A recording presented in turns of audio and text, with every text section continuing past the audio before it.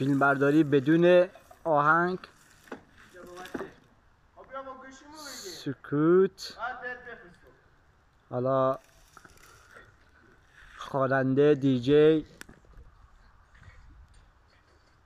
مهدی یک آهنگ بخون. جانای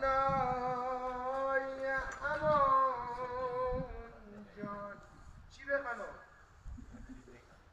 اومدی و با چشمات دلم رو کردی غارت، دیگه برام نمونده یه خواب راحت.